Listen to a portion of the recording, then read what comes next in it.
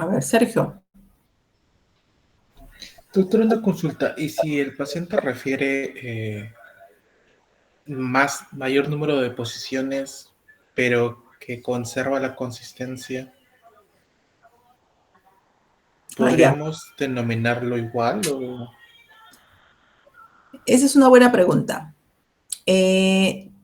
Teóricamente sí, porque si hace bastante volumen, o sea, si hace, por ejemplo, 6 veces en el día, aunque es de forma normal, ¿no es cierto? Es de forma normal las heces, pero por teoría, según las guías de la Organización Mundial de la Salud, si hace más de 200 o más de 300, digamos, gramos al día, ya se consideraría diarrea. Entonces sí, técnicamente sí se consideraría diarrea porque está eliminando más heces de lo normal. Aunque ese es un concepto, ¿no? Un concepto se refiere a que la diarrea es cuando el volumen es mayor de 200 gramos al día. Ese es un concepto. Y dentro de ese concepto tú podrías considerarlo diarrea. Pero dentro de la otra definición es que para que sea diarrea sí tendría que haber una alteración de la consistencia de las heces. Entonces, si clínicamente tu paciente no está comprometido y el paciente te dice que hace un montón al día, lo que tienes que hacer es buscar enfermedades que te suelen acelerar el movimiento intestinal. Eso se suele llamar hiperdefecación y suele verse en trastornos como la tiroides, por ejemplo. Hay pacientes que tienen trastornos de hipertiroidismo y tienen ese tema de que si bien no es una diarrea aguada, van al baño a cada rato.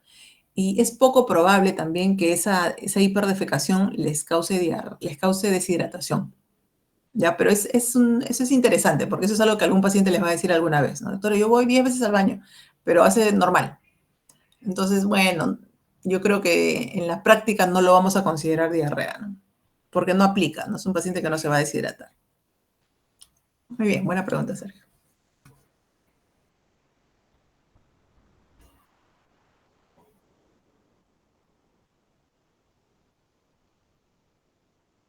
Ya, bueno, entonces voy a avanzar. Gracias, doctora. Ya, Sergio. A ver, este tema tiene relación con la otra clase. Ven pantalla completa, ¿no? Sí, doctora. Ya. Bien, entonces vamos a hablar ahora del síndrome de mala absorción. Entonces, para hablar de mala absorción, tienen que entender los conceptos de digestión y absorción. Tenemos que entender que cuando uno come, estos nutrientes se van a asimilar en nuestro organismo. Para que se puedan asimilar, tienen que pasar por un proceso de digestión. En general, los nutrientes que ingerimos en el día a día se consideran macronutrientes y micronutrientes. Los macronutrientes, digamos, son los clásicos componentes de la dieta, que deben ser los carbohidratos, las proteínas y las grasas. Y en los micronutrientes podemos considerar a las vitaminas y a los minerales. Entonces, todos estos componentes de la dieta tienen que encontrar el camino para ser absorbidos y para que puedan ser asimilados y nosotros podamos utilizar estos nutrientes. Entonces, empezamos con el tema de la digestión. La digestión es ese proceso por el cual todos estos alimentos que hemos ingerido se van a transformar en moléculas absorbibles. ¿No es cierto? Ustedes se comen un pan, el pan como tal no lo van a absorber directamente. Tienen que masticarlo, ese va a llegar al estómago, se va a disolver con las sustancias enzimáticas que tenemos ahí y se va a convertir en moléculas absorbibles. ¿No es cierto? Esta digestión tiene una parte mecánica que empieza con la masticación, con la formación del bolo, y tiene una parte química donde la amilasa desde la saliva, el ácido clorhídrico del estómago, la pepsina, la bilis y las enzimas pancreáticas van a hacer que se transformen en moléculas absorbibles. Entonces, acá a la derecha están viendo cómo es este proceso, ¿no es cierto? La parte mecánica del proceso en la cual ustedes van a transformar ese alimento grande en un alimento pequeñito y cómo en la parte química estas moléculas se van a ir haciendo cada vez más chiquitas para que se puedan absorber, ¿no es cierto? Entonces la digestión va a suceder primero y va a facilitar el proceso de la absorción. Esto es en una persona normal, en una situación normal. Ustedes comen sus carbohidratos y estos van a pasar a convertirse en monosacáridos absorbibles. Ustedes comen sus lípidos y estos van a pasar a convertirse en ácidos grasos y en monoglicéridos absorbibles. Y van a comer sus proteínas, su carne, su bistec, su pollo, y esto va a pasar por un proceso de digestión a convertirse en aminoácidos absorbibles. Entonces, una vez que ya las moléculas se han puesto en partes muy pequeñitas para ser absorbibles, ustedes van a tener que esta se va a absorber a nivel del tracto digestivo. Entonces, hay alimentos o sustancias que se van a absorber en el estómago, ¿no? Por ejemplo, acá tienen un ejemplo que es el alcohol. Y hay sustancias que se van a absorber más adelante en el duodeno, como por ejemplo algunas, el calcio, el magnesio, el hierro. En el yeyuno tienen otros alimentos que se van a absorber, como las grasas, por ejemplo, algunas proteínas.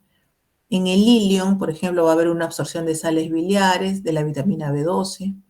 Y en el colon, básicamente, de algunos electrolitos, ¿no? Como el cloruro de sodio, el potasio y el agua. Entonces, para que se dé, este es un fenómeno natural de la absorción de los alimentos en una persona sana. Si ustedes, por ejemplo, les hacen una cirugía del ilion, probablemente tengan en el tiempo algún tipo de deficiencia de vitamina B12, porque no van a tener dónde absorber la vitamina B12. ¿No? Si les operan del yeyuno, el paciente va a tener malabsorción de la mayoría de los alimentos, no va a digerir las grasas, las proteínas, nada. Si ustedes le sacan el estómago, igualito, va a tener deficiencia de algunas cosas. Entonces, esto es importante para que tengan una referencia de a qué nivel se van a absorber cada tipo de vitamina o de sustancia. Entonces, cuando hablamos de un síndrome de mala absorción, estamos hablando que esta puede ser, no es lo mismo, ¿no es cierto?, decir mal digestión que mala absorción. Mal digestión puede ser de repente porque no tienes dentadura, no masticas bien, no puedes digerir. Mala absorción es cuando alguna parte de tu aparato gastrointestinal no absorbe, no asimila las sustancias que estás comiendo. Ahora, esta mala absorción puede ser global cuando por algún motivo todo tu intestino, todo tu aparato gastrointestinal no permite la absorción de nada, o puede ser selectiva, cuando tienes una enfermedad que no permite que se absorba cierta cosa. Tienes deficiencia solo de la vitamina B12, porque una parte de tu intestino no la está absorbiendo, ¿no? Eso es selectivo, y global es cuando el paciente no absorbe nada. Y la mala absorción también puede ser algo congénito, o sea, de repente naces con ese problema malabsortivo, o lo adquieres por algún motivo. Adquieres tu malabsorción por algo. Entonces, esto es importante tener en cuenta cuando ustedes evalúan un paciente con una malabsorción de algo. Entonces, fases de la digestión y de la absorción. Esta puede ser a nivel de la luz intraluminal, puede ser a nivel de las mucosas o puede ser absortiva. Entonces, viendo cada una de ellas. Por ejemplo, en la fase intraluminal. En esta fase, las secreciones tanto del estómago, los ácidos biliares, las enzimas pancreáticas, van a hidrolizar las grasas, las proteínas, los hidratos de carbono. Si tenemos un déficit de esas secreciones, va a haber mala absorción y va a haber diarrea. Ya, eso es a nivel intraluminal. A nivel mucosa se va a completar la hidrólisis de los principios inmediatos. Estos se van a captar por el enterocito y se van a preparar para su transporte posterior. Si tuviéramos alguna lesión en la mucosa del intestino, esto no va a permitir que se den estos fenómenos. Y 3, etapa absortiva, que supone ya la incorporación de los nutrientes a la circulación sanguínea o linfática. Entonces, si tenemos por alguna situación una insuficiencia vascular o una obstrucción de los conductos linfáticos, no va a poder suceder esta etapa del pasaje o del transporte desde la célula del intestino hacia los órganos donde se lleva a cabo el almacenamiento y el metabolismo de los mismos. Entonces, esto es importante para entender por qué sucede la malabsorción. Entonces, ¿qué sucede? Si es intraluminal, vamos a tener problemas de la incorporación con la dieta de hidratos de carbono, proteínas y grasas. va a haber degradación por mecanismos de hidrolización y solubilidad producidos por jugos gástricos, pancreáticos y la secreción biliar. Entonces, si hay una disminución o ausencia de las enzimas pancreáticas, sales biliares, alteración de la digestión intraluminal y va a haber disminución de la absorción de las vitaminas liposolubles. ¿En qué casos puede haber, por ejemplo, en la insuficiencia pancreática? Cuando hay una pancreatitis crónica, cuando hay fibrosis quística, cuando hay cáncer pancreático. En los casos de obstrucción de la vía biliar intra o extrahepática, porque ya no va a haber la salida normal de las sales biliares para poder digerir. Si al paciente le hacen una resección del ilio, por ejemplo en la enfermedad de Crohn, o si hay un sobrecrecimiento bacteriano intestinal que es el llamado SIBO, o hay hipersecreción ácida o de medicamentos. Entonces, ¿cómo se va a manifestar una alteración a este nivel? Como esteatorrea, por ejemplo. Si no tienes enzimas pancreáticas, no vas a absorber las grasas, vas a tener esteatorrea. Si tienes, por ejemplo, obstrucción de la vía biliar, no vas a absorber la vitamina K, por ejemplo, vas a tener hipovitaminosis. Puedes tener hemorragias, puedes tener hipocalcemia, puedes tener osteoporosis, trastornos cutáneos y visuales. Entonces, en la mucosa, sabemos que la superficie mucosa tiene que estar intacta, ¿no es cierto?, del intestino, para que tú puedas absorber. Si hay alteración de estas estructuras o de las funciones de la mucosa, si hay disminución de la extensión de la mucosa, por ejemplo, si a una persona le han hecho una resección de intestino de 2 metros, obviamente eso va a generar una alteración de la absorción. Si tienen deficiencia de las enzimas de superficie de la mucosa, si hay mala absorción de grasas, proteínas, aminoácidos, vitaminas, minerales.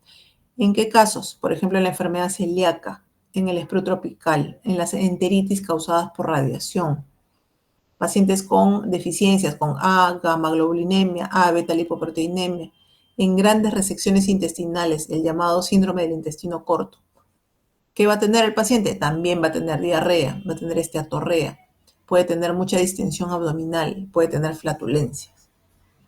Y en la fase absortiva, que comprende el transporte de los kilomicrones y de las lipoproteínas de la mucosa hasta el sistema linfático, si hay una obstrucción del transporte o mala absorción, eso se puede ver en la enfermedad de Whipple, linfangiectasias o linfomas. ¿Qué va a tener el paciente? También va a tener esteatorreas o hipoproteinemias. Paciente con desnutrición. Entonces, estas son, digamos, las formas en las que se van a generar este tipo de malabsorción. ¿Ya? Entonces, a manera de ejemplo, por ejemplo, si ustedes tienen un paciente con malabsorción de grasa, ¿cuál va a ser la manifestación clínica? El paciente básicamente va a tener esto, que es la esteatorrea, que se refiere a que son heces voluminosas, son heces pálidas, son heces grasosas. Ustedes ven la grasa que flota en las heces.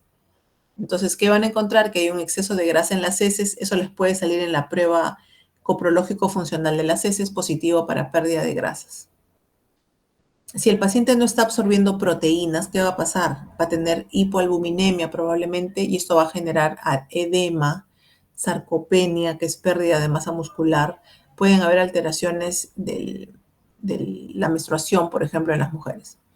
¿Qué vas a encontrar en el paciente? Le vas a encontrar, si le haces análisis de sangre, le vas a encontrar una hipoalbuminemia o una hipoproteinemia en general. Es un paciente que no está absorbiendo proteínas. En cuanto a los carbohidratos, por ejemplo, si es un paciente puede tener diarrea, puede tener mucha flatulencia, puede tener el pH ácido en las heces. Y esto se ve con mucha frecuencia en el SIBO, en el sobrecrecimiento bacteriano intestinal. Y ustedes saben que existe una prueba que se llama la prueba del hidrógeno expirado. Es una prueba de aliento que se hace para ver si el paciente tiene el síndrome de sobrecrecimiento bacteriano intestinal, que te está hablando de una mala absorción de carbohidratos.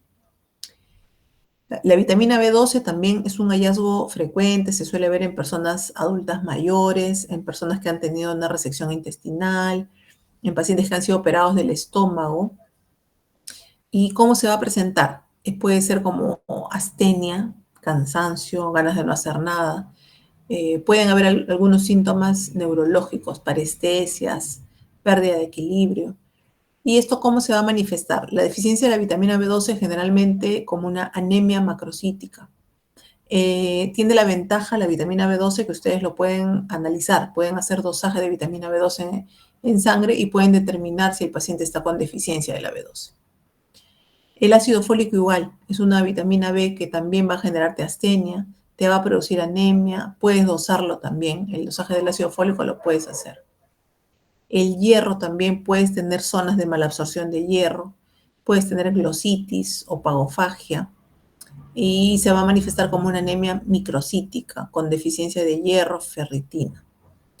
Igualmente el calcio y algunas vitaminas van a tener su manifestación, ¿no? Entonces, obviamente, ya con la experiencia de ver pacientes, ustedes van a empezar a detectar estos síntomas que son más raros, ¿no? Pero ustedes pueden empezar a ver pacientes que tienen muchas parestesias, un paciente que se fractura cada rato, paciente que tiene contracturas musculares. Ustedes pueden pensar que el paciente tiene deficiencia de alguna vitamina o del calcio, ¿no? Y en relación a eso, si ustedes lo sospechan, van a poder hacer algunos exámenes más específicos y hacer más diagnósticos. Entonces, en general, un paciente que tiene malabsorción, en general, suele tener diarrea, suele tener dolor abdominal, suele tener distensión abdominal, porque tiene muchos gases, es lo que se llama el meteorismo, tiene muchos gases, puede tener evacuaciones abundantes. Generalmente el paciente les va a decir que son fétidas. Pueden ser pastosas, pero pueden ser fétidas. Es un olor. El paciente les dice, pero mis deposiciones están cambiando de olor. Y puede ser porque están teniendo algún problema malabsortivo. Los borborismos también son esa sensación del ruido excesivo del intestino que el paciente les dice. Doctor, a mí no me sonaba así el intestino, ahora me suena. Todo el mundo me escucha que está sonando mi intestino. Puede ser una señal de malabsorción. La lientería también. La lientería suele verse, por ejemplo, en parasitosis como la giardiasis, en la que el paciente tiene una infestación masiva de giardia. Es como si se adhiere a toda la mucosa duodenal y el paciente no absorbe nada. Entonces la comida pasa por ahí y tú vas a ver en las heces que el paciente pierde. Hay cascaritas, hay pepitas. Es como si el paciente no hubiera digerido bien lo que comió. Y la esteatorrea, bueno, que es un hallazgo frecuente en la mayoría de casos de malabsorción. Entonces, va a haber esas fueron manifestaciones clínicas digestivas y hay algunas manifestaciones clínicas no digestivas que ustedes tienen que aprender a reconocer. Ustedes van a ver generalmente un paciente delgado, porque nosotros somos lo que comemos. Y si no absorbes lo que comes, tu cuerpo se desgasta, se desnutre, pierdes peso, pierdes masa muscular, hay sarcopenia. Sarcopenia es el término que se refiere a la pérdida de masa muscular. La piel va a estar seca, la piel va a estar delgada, se te va a descamar la piel porque no estás asimilando bien. Vas a tener un aplanamiento de tus papilas linguales. Puede haber ceguera nocturna o seroftalmia si te falta alguna vitamina. Pueden haber equimosis si estás teniendo trastornos de la absorción de la vitamina K, por ejemplo. Puede haber osteopenia si no absorbes el calcio, anemia si no absorbes el hierro, parestesia si no absorbes la vitamina B12, por ejemplo. Entonces son síntomas, son características generales. De repente estos síntomas no son específicos cada uno de la malabsorción de algo, pero te pueden orientar. En general, si tú ves un paciente así de adelgazado, tienes que pensar que está con un tema nutricional. O es que no come, o es que no está absorbiendo lo que come, entonces tienes que prestarle más atención. Entonces, siempre hay que tener en cuenta algún enfoque diagnóstico de estos problemas malabsortivos. Hay que considerar, por ejemplo, existen algunos medicamentos que la gente toma para bajar de peso. Por ejemplo, el Orlistat es un medicamento que no te deja absorber algunos alimentos. Entonces, hay que preguntar, ¿no? ¿Está tomando algún medicamento, algo que le puede estar causando esta malabsorción? Algunos AINES, de repente, por causarte inflamación de la mucosa, puede ser que no te permitan absorber alimentos. Y algunos otros medicamentos más raros. Si sospechamos, por ejemplo, que un paciente tiene malabsorción y una causa, hemos dicho, o una forma de presentación es la esteatorrea por la insuficiencia pancreática, hay que buscar, ¿no? De repente es un paciente que en la historia o en el relato les dice que es un paciente que toma mucho. Si toma mucho, tiene riesgo de tener pancreatitis crónica y la pancreatitis crónica puede generar una malabsorción.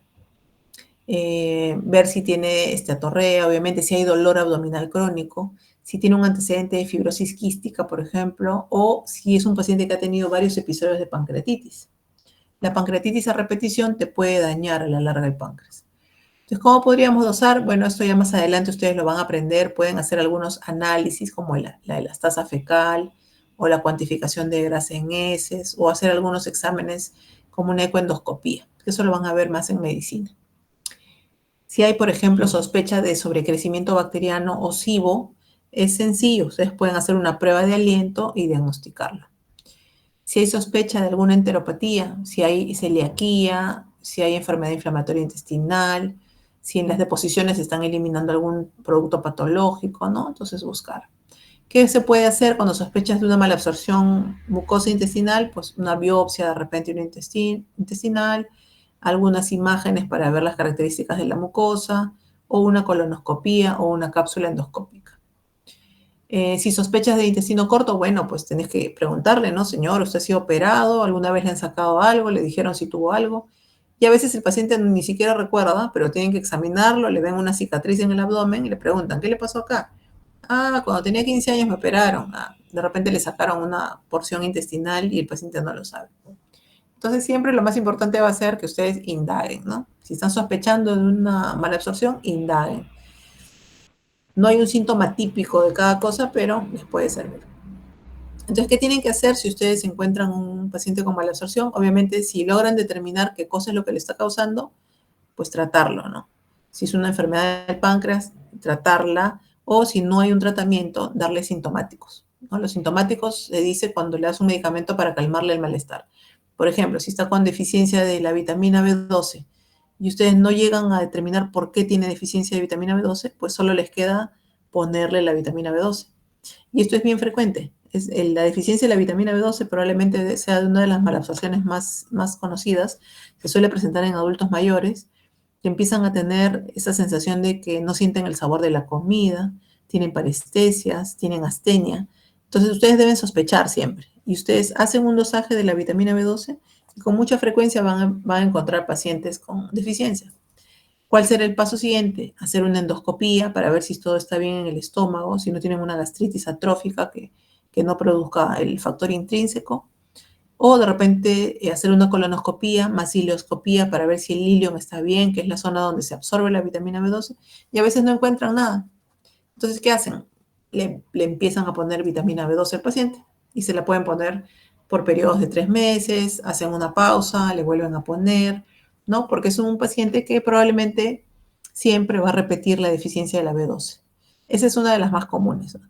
La esteatorrea, por ejemplo, la insuficiencia pancreática no es tan frecuente como la encuentran en los libros, en las teorías de malabsorción. No es tan frecuente. La insuficiencia pancreática, al menos en el Perú, no es un problema de salud muy prevalente. Y eso que tenemos personas que toman mucho licor, hay pacientes con pancreatitis, pero no es muy frecuente la esteatorrea, la pancreatitis crónica como la absorción.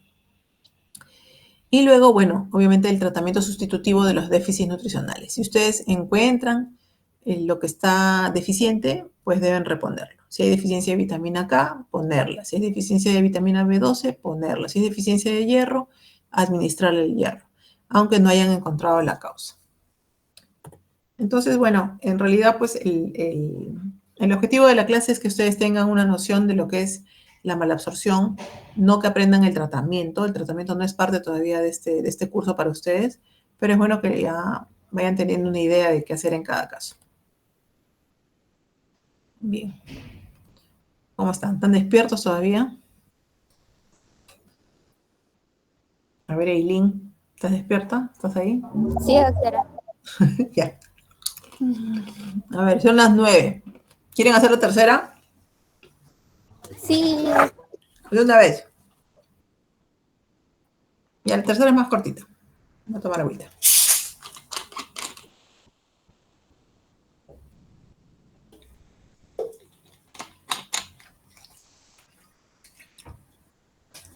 Bueno, la tercera es un tema que me gusta un poco más, porque como les dije, yo correspondo a la área de unidad de hígado del Hospital Baiza. Entonces, ese tema